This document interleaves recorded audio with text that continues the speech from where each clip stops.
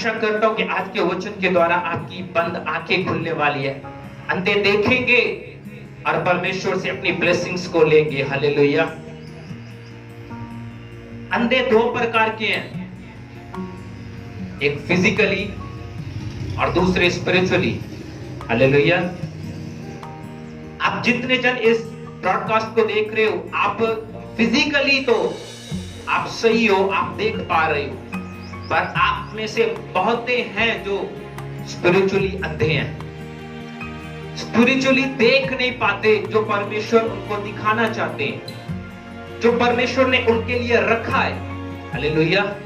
वो स्पिरिचुअली क्यों नहीं देख पा रहे? क्योंकि आत्मिक आंखें उनकी बंद हैं, आत्मिक रीति से वो अंधे हैं।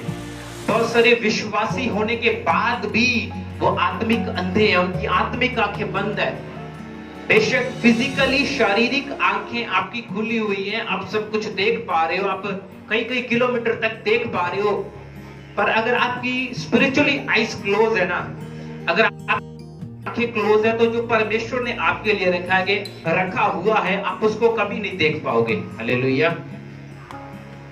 इसलिए बहुत सारे लोग हैं जो बस ढूंढते रहते हैं अपनी ब्लेसिंग को, इधर उधर देखते रहते हैं, पर वो देख नहीं पाते।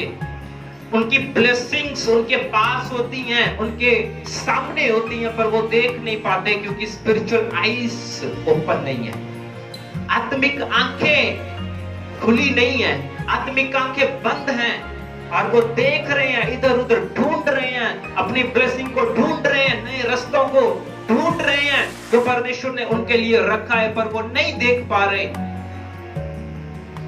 तो आज हम दो अलग अलग वचनों को पढ़ेंगे और देखेंगे कि कैसे उनकी सिचुएशन थी, पर जब उनकी स्पिरिचुअल आईज परमेश्वर के द्वारा ओपन की गई तो उनकी सिचुएशन चेंज हुई। हालेलुया। हम जानते हैं कि परमेश्वर ने अब्राहम से वायदा किया था कि मैं तेरी वंश को बढ़ाऊंगा, तेरी संतान इतनी होगी जितने आकाश पे तारे हैं, जितनी भालू है, रेत है, जो गिनी नहीं जा सकती।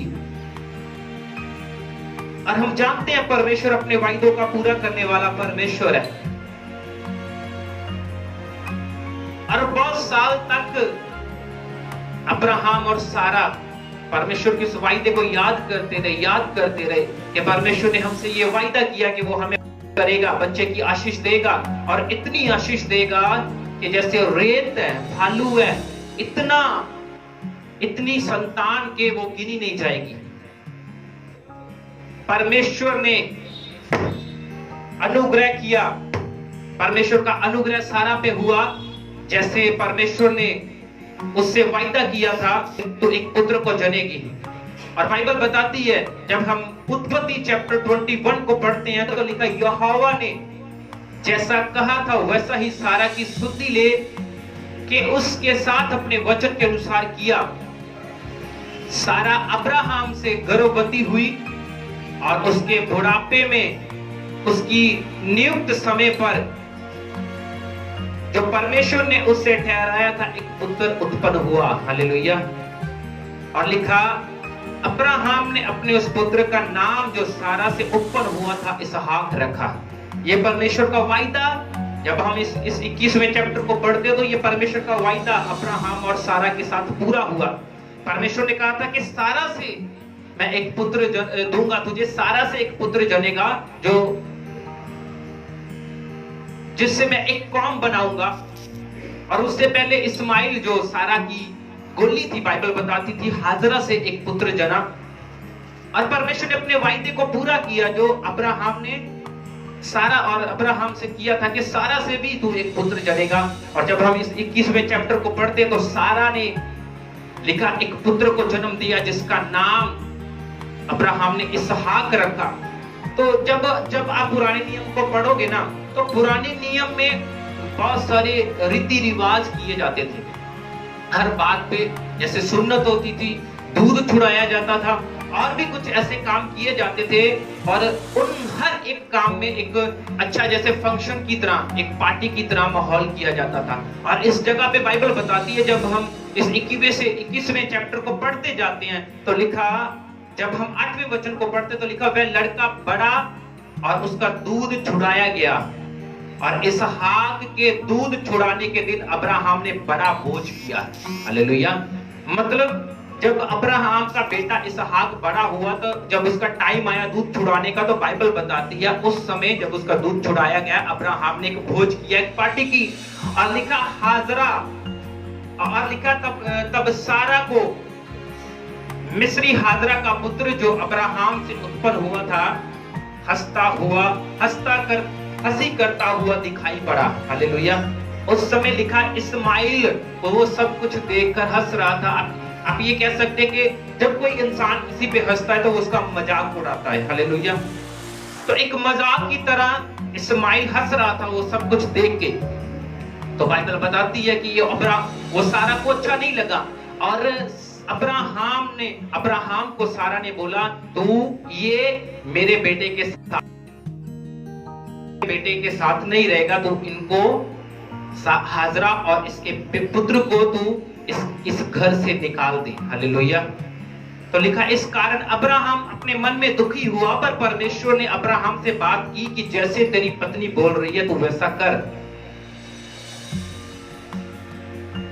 और लिखा, जब हम 12वें वचन को पढ़ते तो लिखा, परंतु परमेश्वर ने अब्राहम से कहा, जब अब्राहम ने अपने मन में ये सोचा और दुखी हुआ तो लिखा, तब परमेश्वर ने अब्राहम से कहा, उस लड़के और अपनी दासी के कारण तुझे बुरा ना लगे,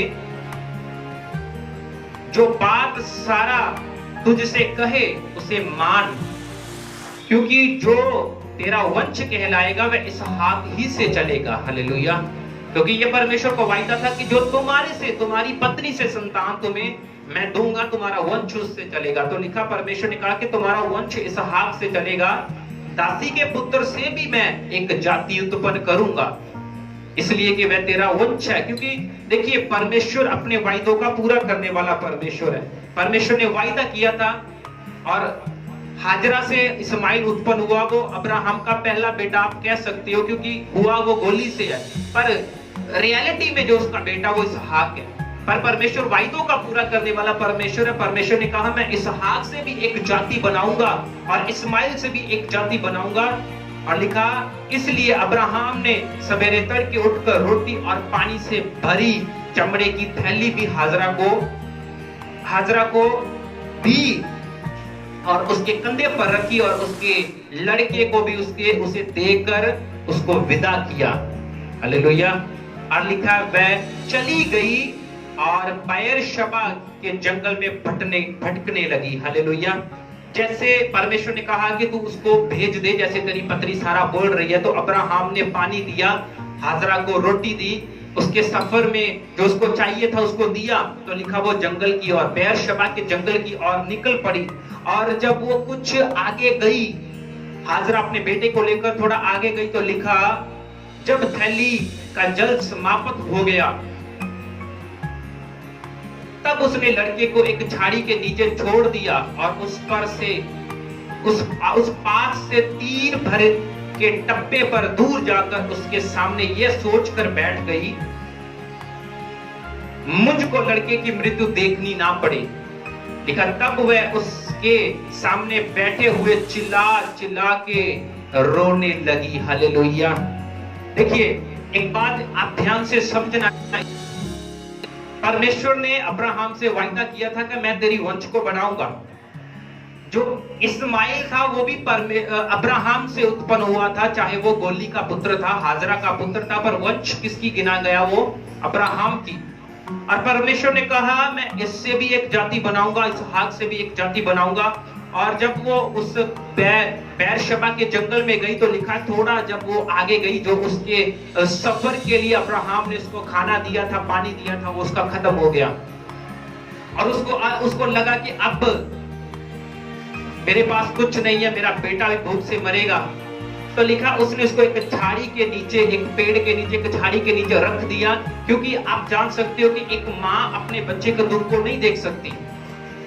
एक माँ का दिल ऐसा होता है कि वो कभी भी अपने बच्चे को परेशान नहीं देख सकती, और उसने सोचा मैं कैसे देखूंगी अपने बेटे को मरते हुए, तो लिखा उसको एक झाड़ी के नीचे रखकर लिखा वो खुद तीर की, जितना आप तीर देख लीजिए तीर चला सकते हैं, एक लिखा टप्पे, तीर के टप्पे के पास जाकर बैठकर और चिल्ला चिल्ला कर रोने लगी। हालेलुया। और जब हम 17वें वचन को पढ़ते हैं, ध्यान से सुनना इस वचन को, लिखा परमेश्वर ने उस लड़के की सुनी। चिल्ला कौन रहा है, रो कौन रहा है, हाजरा रो रही है। तो लिखा है परमेश्वर ने लड़के की सुनी। लड़के की क्यों सुनी? चिल्ला हाजरा रही है, रो हाजरा रही है, रो उसकी मां रही है, चिल्लाना परमेश्वर को उसका सुनना चाहिए। तो लिखा परमेश्वर ने उस लड़की की सुनी। लड़के की क्यों सुनी? क्योंकि जब हम 13वें वचन को पढ़ चुके हैं तो लिखा परमेश्वर ने कहा था दासी के पुत्र से भी मैं एक जाति उत्पन्न करूंगा। हालेलुया। क्या कहा था परमेश्वर ने? मैं उससे एक जाति उत्पन्न करूंगा। परमेश्वर ने उसके लड़के की इसीलिए सुनी, परमेश्वर उसको मरने नहीं देना था। परमेश्वर ने लिखा परमेश्वर ने उस लड़के की सुनी क्योंकि परमेश्वर का वायदा था कि मैं इससे भी एक जाति उत्पन्न करूंगा। हालेलुया। हाजरा ने हो सकता है वो आस छोड़ दी हो, क्योंकि उसने ये बोल ही दिया था कि मैं अपने बेटे को मरते हुए नहीं देख सकती थी, पर परमेश्वर ने लिखा लड़के की सुनी। लड़के की इसलिए क्योंकि परमेश्वर ने उसके साथ वायदा किया अब्राहम के, मैं तेरे इस्माइल से भी एक जाति को बनाऊंगा। और लिखा उसके दूत ने स्वर्ग से हाजरा को पुकार के कहा, हे हाजरा तुझे क्या हुआ, मत डर, क्योंकि जहां तेरा लड़का है वहां से उसकी आवाज परमेश्वर को सुन पड़ी है। उठ, अपने लड़के को उठा और अपने हाथ से संभाल, क्योंकि उसके द्वारा एक बड़ी जाति बनाऊंगा। हालेलुया। ये परमेश्वर की आवाज हाजरा तक पहुंची। तो लिखा जब हम 19वें वचन को पढ़ते हैं तो लिखा तब परमेश्वर ने उसकी आंखें खोल दी। हालेलुया। उससे पहले उसकी आंखें बंद थी, वो फिजिकली तो देख पा रही थी पर स्पिरिचुअली उसकी आंखें बंद थी। हो सकता है उसने इधर उधर पानी ढूंढा हो सकता है उसने इधर उधर कुआं ढूंढा हो, कहीं ना कहीं मुझे पानी मिल जाए और उससे मैं अपने बच्चों को पिलाऊं, खुद पिलाऊं और अपनी प्यास बुझा सकूं, हम मरने से बच सके, पर कि कहीं भी उसको वो कुआं दिखाई नहीं दिया। हालेलुया। उसकी ब्लेसिंग उसके पास थी, उसके बचने का रीजन उसके पास था, पर उसको आत्मिक आंखें बंद थी। आज बहुतों की आत्मिक आंखें बंद हैं, वो आत्मिक तौर पर अंधे हैं, उनकी आशीषें उनके पास हैं, उनकी आशीषें उनके सामने हैं, पर वो देख नहीं पाते, उन तक पहुंच नहीं पाते, क्योंकि स्पिरिचुअल आईज ओपन ना होने के कारण। हालेलुया। लिखा तब परमेश्वर ने, 19वां वचन, तब परमेश्वर ने उसकी आंखें खोल दी, आत्मिक आंखों को परमेश्वर ने खोल दिया। लिखा और उसको एक कुआं दिखाई पड़ा। लिखा तब उसने जाकर थैली को जल से भरकर लड़के को पिलाया। हालेलुया।